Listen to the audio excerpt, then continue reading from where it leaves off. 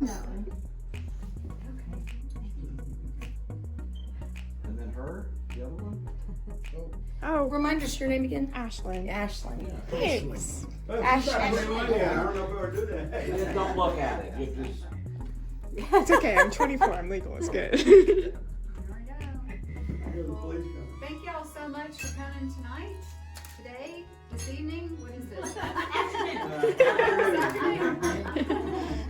And we thank Melinda and Doug for hosting this episode. Oh, it's beautiful. Allowing me to invade your home with all of this. Aw, yes. That's very gracious. And Dad, as we'll learn throughout the afternoon, you know, you're the greatest tour guide of life that anybody could ever have. And that's been 80 years of splendid bliss for so many of us. And your neighbors here, such a beautiful resource. And love thy neighbor goes way above and beyond with you guys than you could ever imagine for his sake. And so, to you, to your life, to your love for everybody, we wanted to wish you a happy 80th birthday. Thank you. High school originally and all these kinds of things. And since then, Ray's become a very dear, dear friend to us. And we love him like family. And we also now love all of y'all. Aww, Because you're here to help him celebrate, which I think is marvelous. As far as invading our home, Tracy, don't worry. I can get my combat uniforms out. But anyway, Ray, here's to you. Cheers. Cheers. Thank you. One and all. And Ray, I just want to say, in our neighborhood, you are always the first. Whether it's snowing, we look out the window, you're out there cleaning the neighborhood, cleaning everybody's driveways. Anytime anybody needs help, there's a tree down, there's Ray coming down there with tools to help us. Dave needs help, you're over there helping. So we just love you and appreciate you, and you just never stop giving, and so thank you so much. Yes. Thank you. It is a pleasure and a joy and a blessing. Yes, and we love you. Associated with such great neighbors. We All love get you. along so well. He'll helping each pass the other. donation can. Makes life wonderful. Yes. God bless you. You're here. You're here. I'm not gonna say to the commander in chief. And I won't repeat any of your political views that you spill over my fence. Which I gobble up, by the way. Wonderful, wonderful neighbor. Don't Yes. feel bad. I'll live with them, advertise them, and back them 100%. Yeah. You are true to your soul. You do not. I was reading a little magazine, and it's AARP. And Ray saw it the other day. He told me, he said, "That's not a Republican magazine. You need to throw it." And I did not know that. No, they're pretty liberal. So Ray, I will not renew my AARP.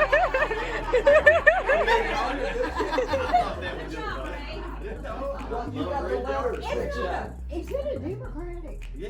Yeah, they are. Yeah. You must get the magazine. Unfortunately, That's helpful. we got it too for a while, but yeah, you can tell when you start reading, they're like, Hey, if you join NRA, they'll send you magazines too. So there you go. That's where your money goes. Straight to the Democratic Party. Yeah. Really? Percentage. Oh, what a disappointment. So what does the, I'm sorry, what the button say? I can't read it. Birthday boy. Birthday Oh, there we go.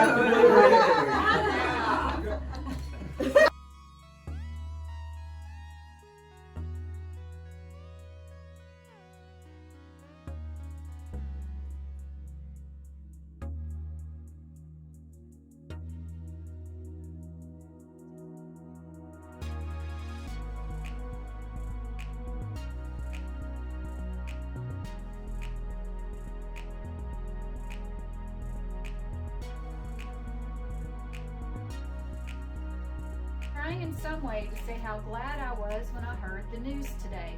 I will try to express it in a feeble way. By imagining I heard you sweetly say, we expected a baby on Christmas Day. But Monday night at 11, our baby came to stay. So you were born at 11. On the 15th, by the way, is his official birthday. A precious bundle, how small he is. We love him so much it almost brings tears. I wonder if anybody was ever as happy as we. I will just shut my eyes and see what I can see. In a soft little basket just made for our baby, these are some of the things I see, maybe. A little pink face with a button-like nose, soft little hands, and 10 little toes. Everything that babies have, they say, but to me he is different in every way. And I will tell you all, he is a precious gem, and we love him from his head to his grown tail hem. I guess by now you know he's a boy, and for Christmas his dad wants to give him some toy. We are wondering if it will be a gun, ball, or electric train, but to this precious baby it would mean the same. For I'm sure all he wants is to sleep and eat, and the more he gets of these, the greater the treat. Yeah, we know about how you like to eat. I'm looking forward to pleasures like these, to sit by his crib and watch for a smile or a frown, if you please. To just watch that little face and hold his hand, and to dream of what he will be when he gets to be a man. Just to dream of good times he will have with his dad, and of the different expressions when he's happy or mad. I'm wondering if I'll ever get my work done since I have this darling baby son. We have decided to name him for his dad. Now he shouldn't be both stuck up and glad. What a statement that was. Raymond Wilson is his name, but really he is mine just the same. Martha Francis loves him in all the best way and tries to think of something to do for him each day. Now if you want to see the most wonderful baby boy in town, just peep in his basket. He's asleep. Why do you frown? He's not big, nor can he talk or walk just now, but just you wait. He's gonna be a wow. Love to his baby's mother. I'm anxious to see this sweet baby. Be good, get well quick so we can come see you both. Edna Farrell. Aw, Sweet. So that was Sweet. December 15th, 1941. Yeah. Ooh. And I Have do you ever not read that? recognize Laura, the Laura name. wasn't even over Of course, Yeah. I'd probably have to be up Yeah. 10, 12 years before I'd pick up. As far as I know, she was not one of Mom's like running mates, age discrepancy and that sort of thing. See, my dad was born in 1900, and Mom's shortly thereafter. So they were up in their 40s, you know, when I came along. Sister is mentioned. My sister was 13 years older than I was. So we weren't a good match as far as buddies. And a sad item that I don't know whether Tracy knows or not, didn't matter a lot. But before I came along, there was another Raymond Harwell Jr., my brother, that was stillborn about a year and a half before I came along. So that's why I'm not a junior. Yeah, he was junior. Yes.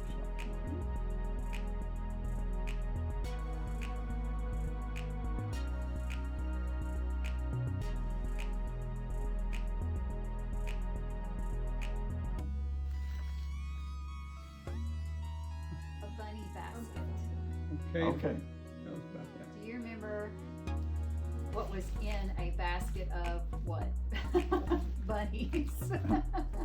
I always had white rabbits. Come Easter, there was always white rabbits. a real one? Turn there, so A real one? Did you say? Real white rabbits. And what happened to the bunnies? They would make a pen and we would keep them until it just wasn't practical and they just let it loose. Yeah. then you go hunting them about 10 years Oh, later with dogs.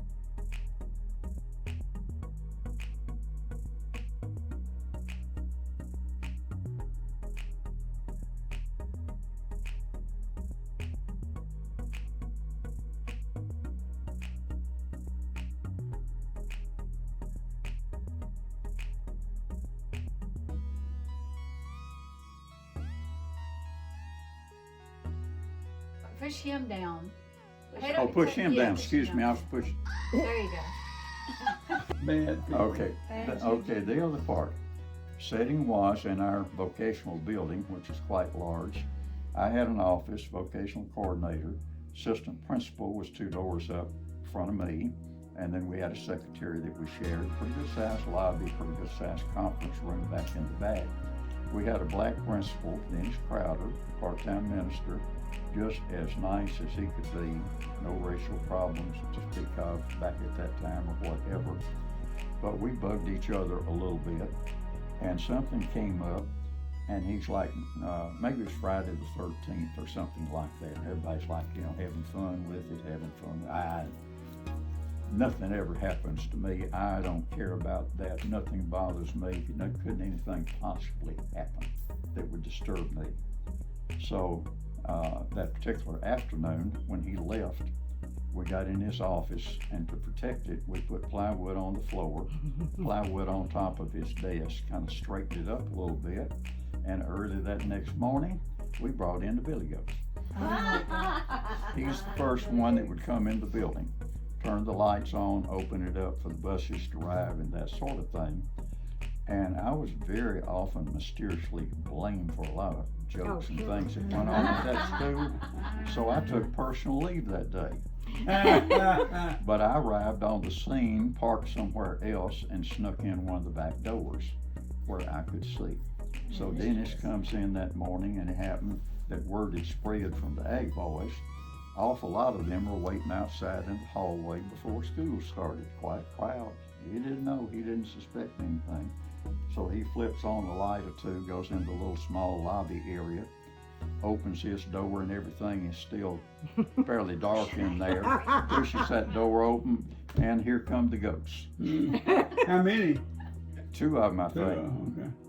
And I can't figure yet, but somehow, at full speed, he got out of that office, and both of the doors were shut. Now he went through the cracks, I suppose. But you're talking about a scared young man. Those goats carrying on, he went, and I disappeared. So right off the bat, where is Harwell? He's not here today, and he won't be here today. He's out of town. Dennis Crowder. Yeah. You could pull some big ones. So we cleaned up the Big, whatever, and they practical protected things, and I don't remember the symbolism of this. It's a tug of war rope. Oh, Oh. and Mike was involved in that. Yes. Okay. Yes, he was. You're not going very far with that, Tuggin. Okay. Not with that one. Okay.